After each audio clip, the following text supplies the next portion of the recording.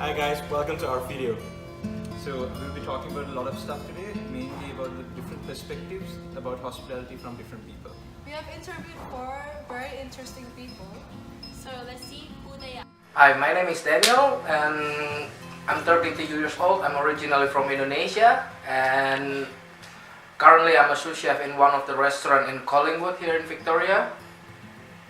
My name is Alex and I'm 23 years old. I'm from Indonesia and currently I'm tutoring at University of Melbourne. My name is Param Dorestani. I'm from Iran originally and at the moment I'm studying my Master's of Professional Accounting at RYT. Hi, my name is Daniel McDonald. I'm the doorman at the Melbourne Sheraton Hotel. I'm 38 years old and I'm from Australia.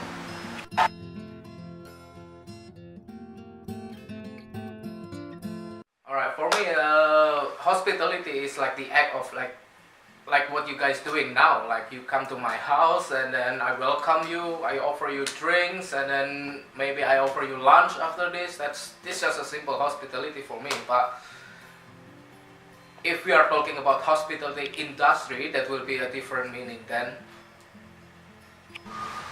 I think hospitality has to do with how you make other people feel.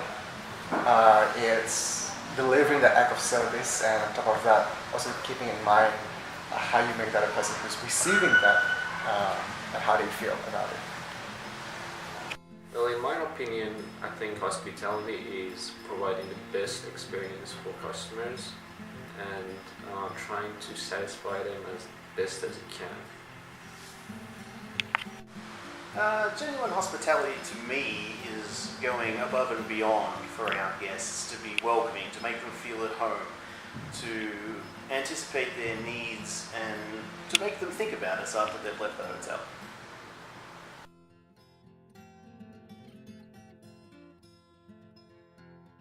The difference between service and hospitality, like service is you are paying for the service. Like I go to the laundry and then they do my dry cleaning, that's a service, I pay for that. And hospitality is more about creating experience for me, like creating dining experience in a restaurant, that's hospitality. Because you just don't sell the product, you just don't sell the service, but you make the experience for that people. Yeah, I feel like I said just now, I think this service is just the act itself of what you do. But I think hospitality adds more to that. It's more than just the act of service, but it's also about how you make the person who's receiving it feel. That warm, generous feeling when you deliver an act of service, I think that is what hospitality is about. Well, in my opinion, I think hospitality mostly means providing the best experience for the customer, but service means doing something as requested. So there is a difference. In my opinion, hospitality goes beyond service. In hospitality, you're expected to not only deliver service, but to have the right attitude and the right forethought. You really want your guests to be at your establishment.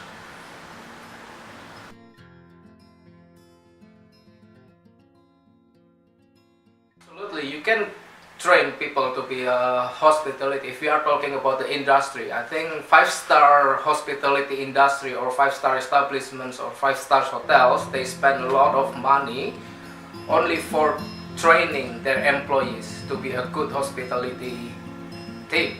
I mean, they have their own department only for training and staff development. Even they have their own directors just to do the training for the staff, just to keep all the standard, all the experience again for all the customers. So I think this question is almost kind of like nurture versus nature kind of question, right? So can we teach hospitality? I think to a certain extent we can teach hospitality, but whether that person that we're teaching, how hospitable they can get, it also depends on that person's attributes. Some people are naturally more hospitable than others, some people are not. So yes, there's an extent that we can teach, but there's also a limit or to an extent of how hospitable a person can be. Well, yes, I think hospitality is like a skill, and like any other skill, you can actually learn it and you can actually train to become better at it. So yeah, I think you have to gain enough experience to provide a better hospitality. I'm a firm believer that most hospitality situations can be trained to start, but there is one exception, and that is attitude. Attitude cannot be trained.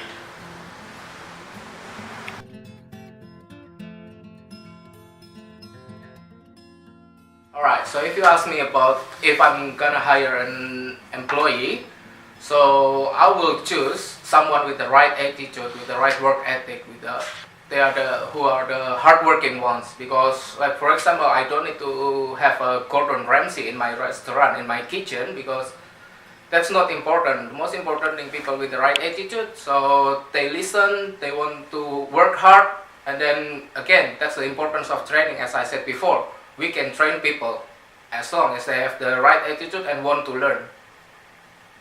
I think that's quite a difficult question. I'm thinking, from my point of view, let's say I'm in a wine restaurant and I have a waiter coming in, and that person has all the skills, knows how to pour the wine correctly, how to hold the glass, and knows how to serve that, but at the same time, he doesn't do it with the kind of service that I expect, or the kind of attitude that I would wish as a customer. I don't think I'll be very happy. But at the same time, if the waiter is very hospitable and yet doesn't quite know how to handle or doesn't possess the hard skills, I probably wouldn't be too happy as well as a customer. So I think it's a difficult question, but I think on balance, I would prefer someone to be hospitable and do not have the hard skills as opposed to otherwise. Because I think the hard skills are easier to teach than it is to teach hospitality.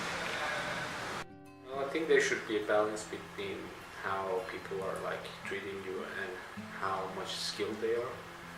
And I think I would prefer them to be more skilled rather than like being friendly. So the quality is better for me. When I've received hospitality in the past, I've always considered an individual's hospitableness to be more important than their hard skills. This is because if an individual has really good skills in customer service, I feel welcome, I feel happy. If he spills the water, I'm generally not all that concerned.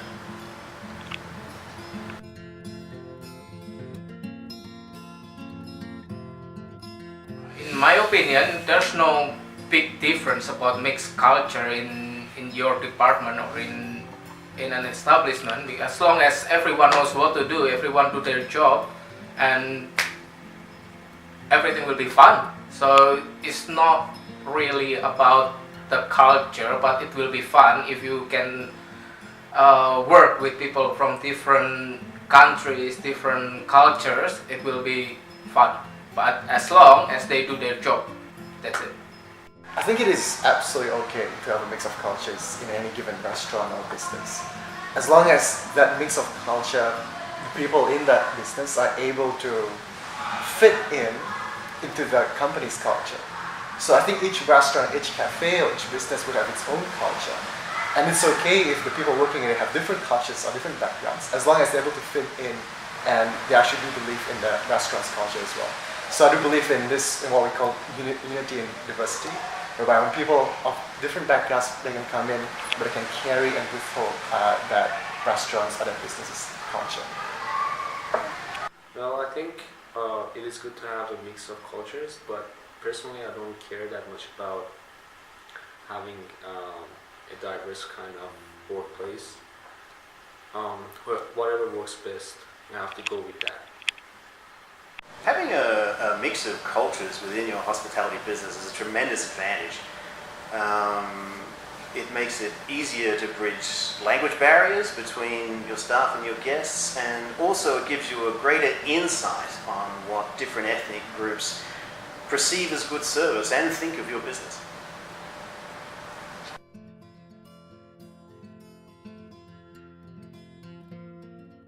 Alright, the most important, of course, if we are back to the main objective of hospitality industry itself, that will be a customer satisfaction, as simple as that. So I reckon the customer is the most important in this role.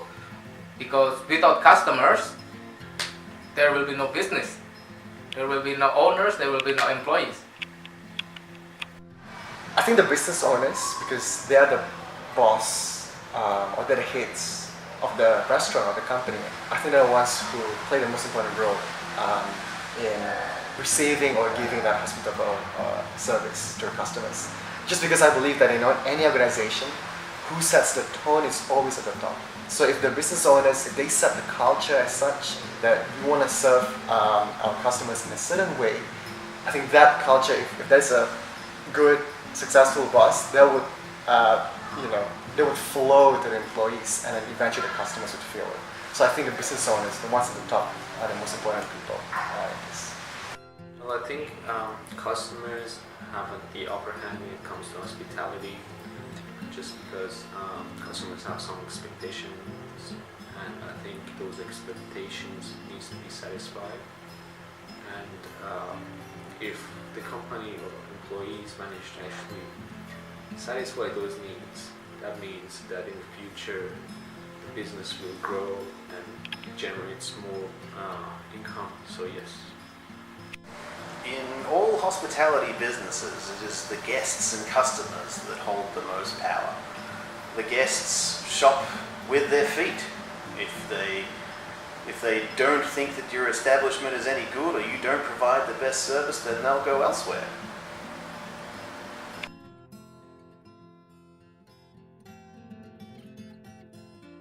Alright, if we are talking about the authenticity, it's a little bit difficult because if we are talking about the food, is the food is authentic? Yes, maybe, because we can get the proper ingredients, we cook the same method like we cook in Indonesia. But if we eat it here in Melbourne alongside the Burke Street, the same food can't be authentic anymore.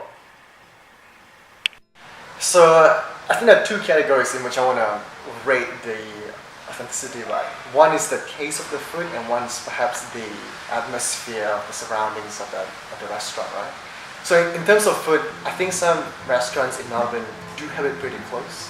Not exactly the same, but do have it pretty close to what we have back home in Indonesia. But in terms of the surroundings, the environment, even the culture of how people serve the food, I think we're still a little bit far off here in Melbourne.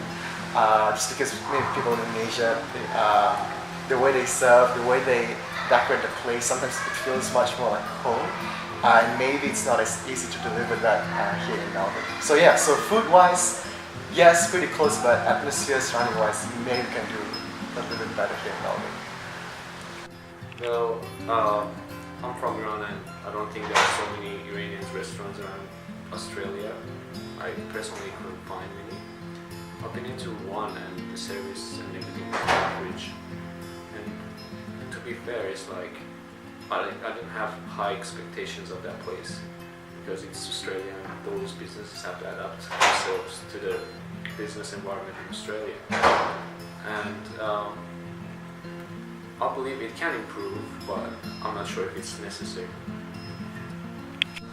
The most important aspect of an authentic experience for me in regards to different cultural restaurants in this country is that they attempt as much as they can to get the atmosphere of their local cultures. I mean, the food may come from Australia and may not be from that particular country of origin, but as long as the atmosphere of the restaurant is on point, then I'd consider that authentic. Okay, now we're gonna discuss about those opinion from our people that we interviewed. So first of all, we're gonna talk about the meaning of hospitality, and I believe everyone agree that it's about how you make a feeling of somebody when they're giving those kind of interactions. So, but it's also connect with the next question, which is what is the difference between hospitality and service? What do you think, Jen? Right.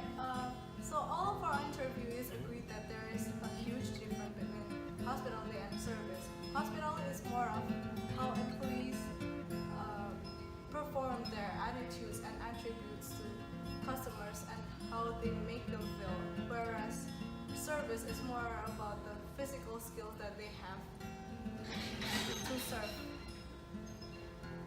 Yep. And well, Then we connect with the next one, which is the hospitality. Can you teach hospitality? What do you think, Ravindu? Well, I think I agree with pretty much what everyone said, that hospitality is something that up to a certain extent can be taught, except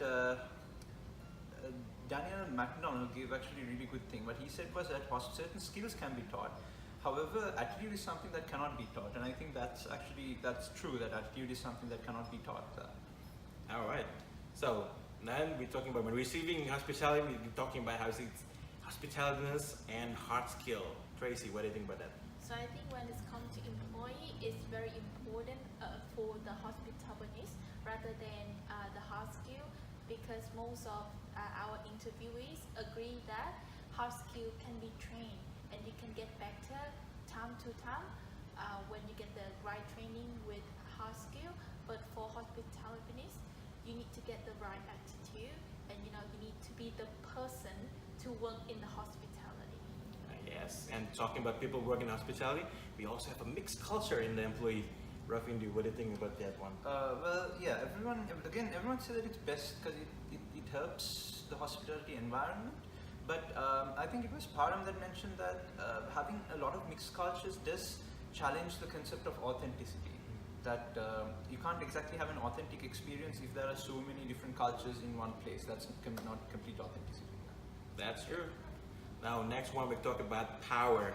Business owner, employee, and customer. Who have the most power, Jen? 3 of our interviewees told that customers has the most power because they are the one receiving the hospitality. So as an establishment, as a hospitality business, we have to understand what they need and what they want. But except one, Alex, he told us that the business owners are the highest power in the business because they have the power to manage the team and create a system to make the business run well. That's a good one. That's true, yeah. Then the last but not least, we talk about authenticity. What do you talk about authenticity? Well, most of our interviewees agree that there's not complete authenticity in restaurant in Australia because based on the experience, like different about the flavor, smooth fee and stuff. So it's not really completely in Australia. Yeah, true. Well, I guess that's the end of the video, but thank you for watching. Hope everyone enjoyed. Thank you. See you. Bye. Bye.